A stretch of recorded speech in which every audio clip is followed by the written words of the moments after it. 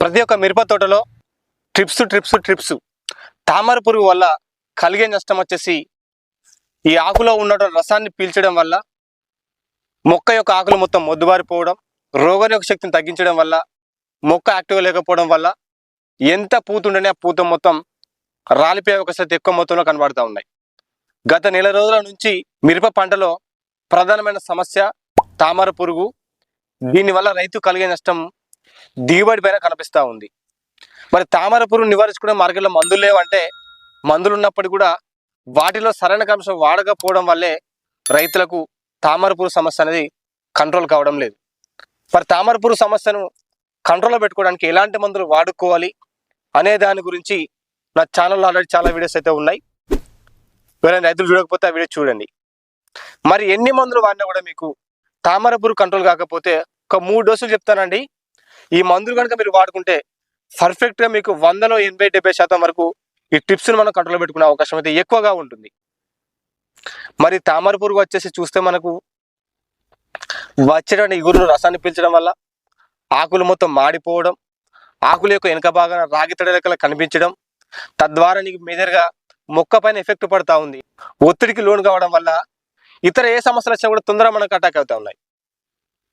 మరి ఒక తామర పురుగు వల్ల ఇన్ని సమస్యల వల్ల మనకు రైతుకు దిగుబడి కాడ నష్టం జరిగే అవకాశం అయితే ఎక్కువగా ఉంది. కాబట్టి నేను చెప్పే ఈ కాంబినేషన్లో మీరు కనుక వాడుకుంటే పర్ఫెక్ట్గా మీరు కంట్రోల్లో పెట్టుకోవచ్చు. ఆ మందులు కనుక చూస్తే మీకు బ్రోఫియా, పెండాల్, క్రాజు, డిసైడ్, రోగారు, అక్టార్ లిక్విడ్, జానీ.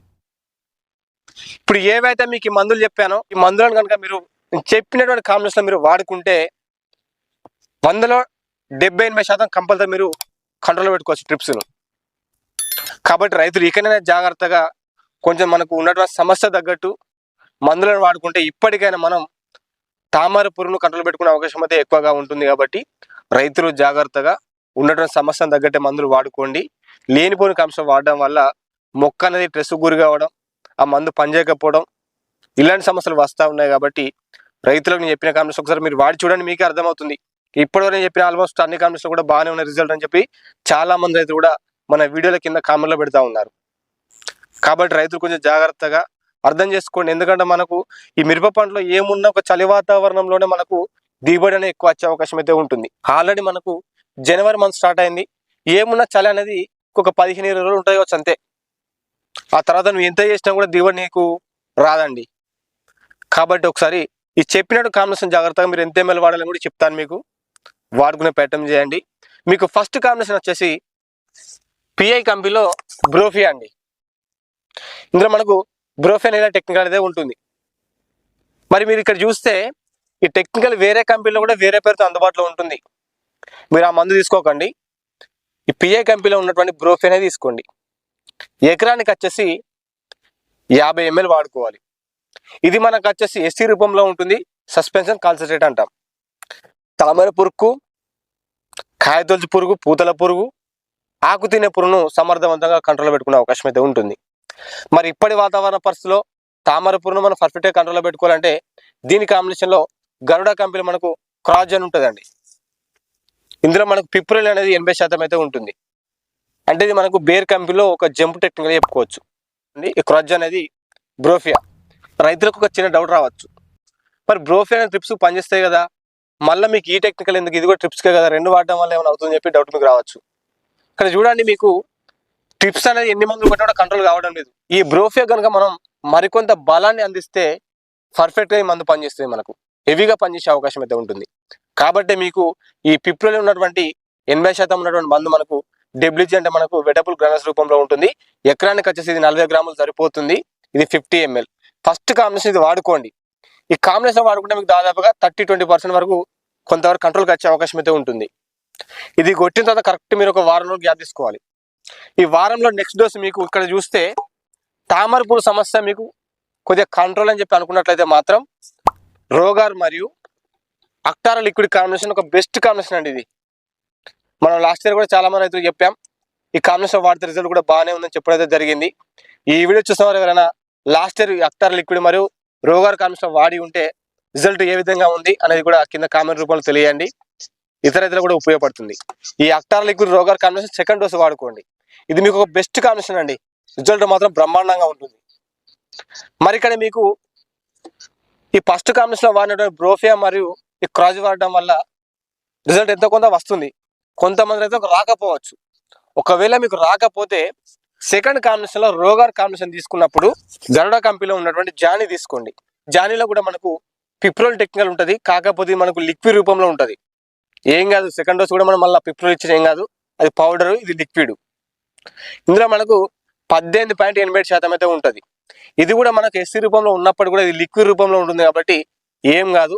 సెకండ్ డోస్లో మీకు ఎందుకు చెప్తున్నానంటే ఇక్కడ ఫస్ట్ డోస్లో కంట్రోల్ అయిన వాళ్ళకైతే ఈ రోగార్ మరియు అక్టార్ లిక్విడ్ వాడుకోండి, ఇది మంచి కాంబినేషన్. కాకపోతే ఇక్కడ ఏం చెప్తున్నానంటే ఫస్ట్ డోస్లో బ్రోఫియా ఉన్న క్రాజ్ వాడితే రిజల్ట్ మీకు అంతగా కనిపించినప్పుడు ఈ డోసు వాడుకోండి, రోగార్ మరియు జానీ కాంబినేషన్ వాడుకోండి.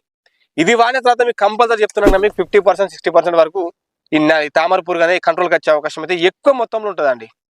మీ ఫస్ట్ డోస్లో వచ్చినటువంటి కాంబినేషన్లో ఎక్కువ మొత్తంలో ఉండే అవకాశం అయితే ఉంటుంది. ఇక థర్డ్ డోస్లో మీకు వచ్చేసి డిసైడ్లో మనకు ఎటోఫెనోఫాక్స్ టెక్నికల్ 6% ఉంటుంది, ప్రెగసీ టెక్నికల్ 20% అయితే ఉంటుంది. ఇందులో మనకు నల్లి సంబంధించింది, తామరపూర్ సంబంధించింది, తెల్లదోమ సంబంధించిన మందు ఉంటుంది. దీనిలో మీరు మనకు పెంతా టెక్నికల్ అనేది చూడవచ్చు. మీరు ఇది పెండాల్ అంటాం, కోరమండల్ కంపెనీలో ఉంటుంది. ఇది కూడా మనకు తామర పురుగు, పూతల పురుగు, ఆకు తినే పురుగును సమర్థంగా కంట్రోల్ పెట్టుకోవచ్చు. ఈ డిసైడ్ మరియు పెండాల్ కాంబినేషన్ థర్డ్ డోస్ వాడుకోండి.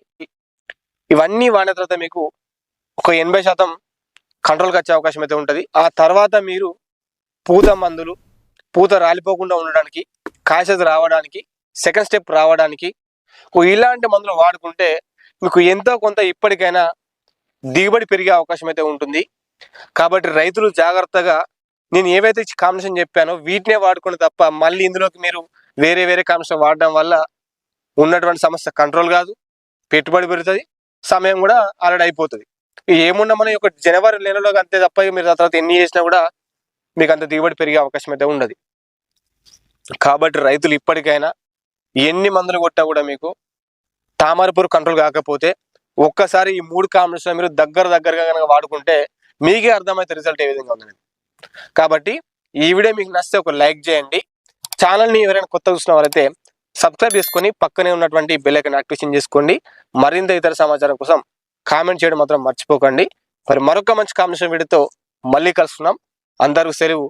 ధన్యవాదాలండి. జై జవాన్, జై కిసాన్. Thank you.